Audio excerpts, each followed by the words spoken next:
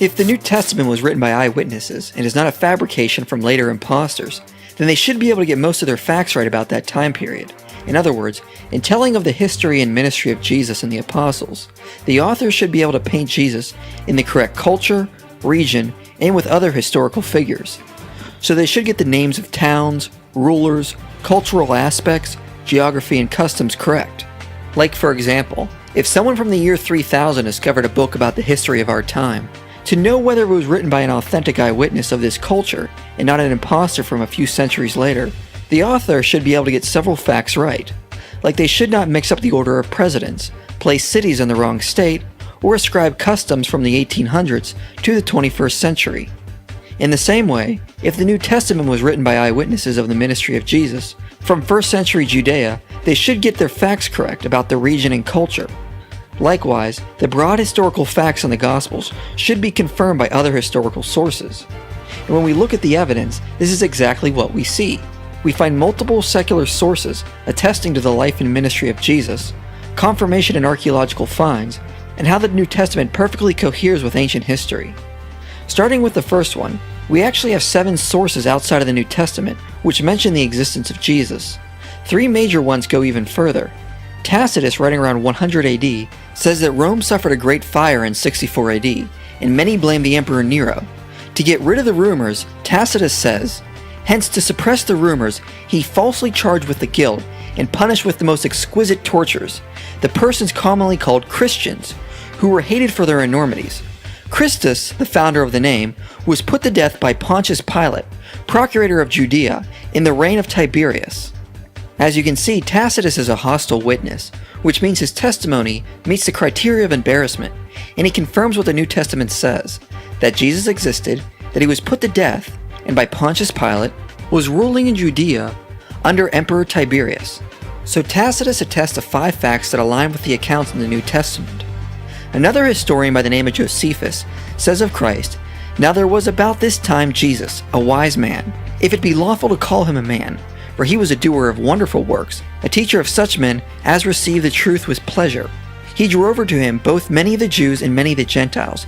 He was the Christ. And when Pilate, at the suggestion of the principal men among us, had condemned him to the cross, those that loved him at the first did not forsake him, for he appeared to them alive, again the 3rd day, as the divine prophets had foretold, these and 10,000 other wonderful things concerning him.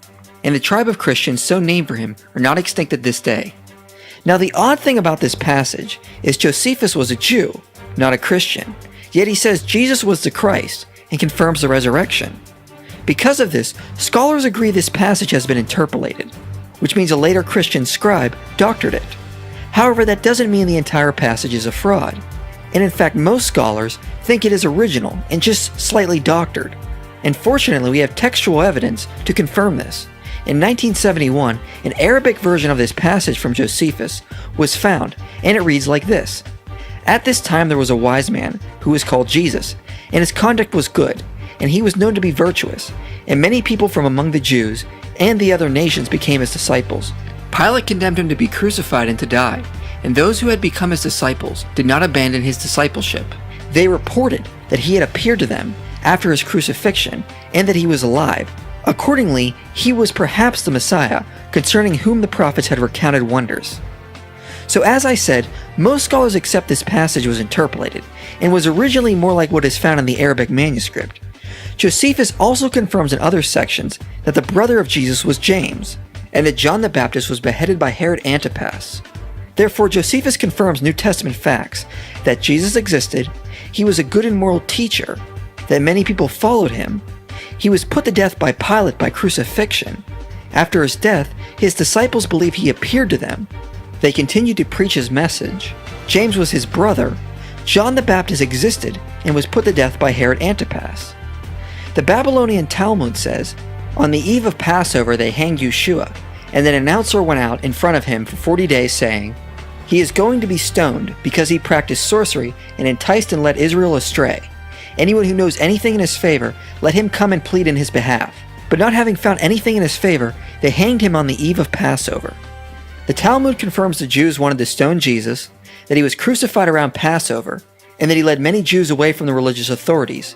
There is also an implication a trial happened, and the Talmud confirms Jesus was believed to be a miracle worker by accusing him of sorcery. This meets the criteria of embarrassment, since they have to admit it was believed Jesus had some supernatural power, but accuse it of coming from an evil source.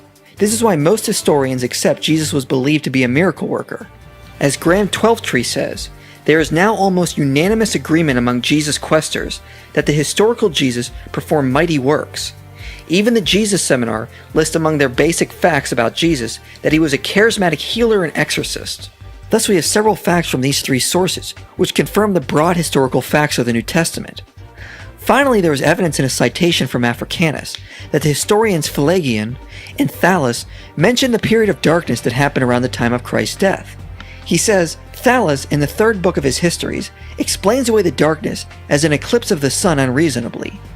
Pelagian appears to have said, during the time of Tiberius Caesar, an eclipse of the sun occurred during the full moon.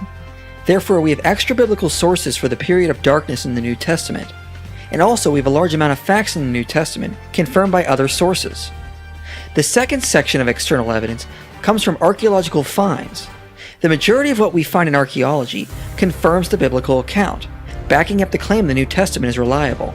But by and large, 85 to 90% of the discoveries being made in any land of the biblical world today almost immediately agrees with the biblical record. You can quarrel over the 10 or 15% if you want, but most of the archaeological discoveries affirm the biblical record. There is so much data it would be impossible to go over it all. However, there are important finds we should mention. In the 1800s, several skeptics doubted the existence of Pilate, but in 1961 an inscription was found in Caesarea, which reads, "To Tiberius Pontius Pilate, prefect of Judea," confirming the historical existence of Pilate, and that he was ruling in Judea under Tiberius, as Luke records. Skeptics also used to say Luke hadn't a clue what he was talking about, because he records Licinius was the tetrarch of Abilene under Tiberius. But we know from history Licinius lived earlier than that as tetrarch of Clausus. However, an inscription discovered at Albia, dating to the time of Tiberius, names Licinius as tetrarch, just as Luke had written.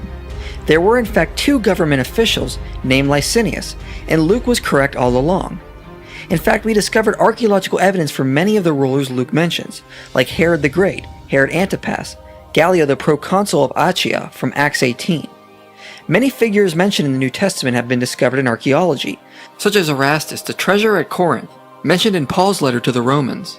In 1941, more ossuaries were discovered, one bearing the name Alexandros, son of Simon, and the ossuaries may contain a misspelling of Cyrenian. If so, this would be another historical figure mentioned in the New Testament. Even closer to Jesus, in Hierapolis, archaeologists believe they have found the lost tomb of Philip the Apostle. However, a major discovery came recently, when the family tomb of Caiaphas was discovered, confirming his existence as well. We also have discovered archaeological evidence of Bethlehem and Nazareth, despite them being small towns, as well as Capernaum. Also in Capernaum, we found evidence of a magnificent synagogue and a Roman presence, just as the New Testament testifies. In Jerusalem, we have found archaeological evidence for the remains of a pool of Bethesda and a pool of Siloam. We've also found a Galilean fishing boat, which perfectly fits the description in the New Testament.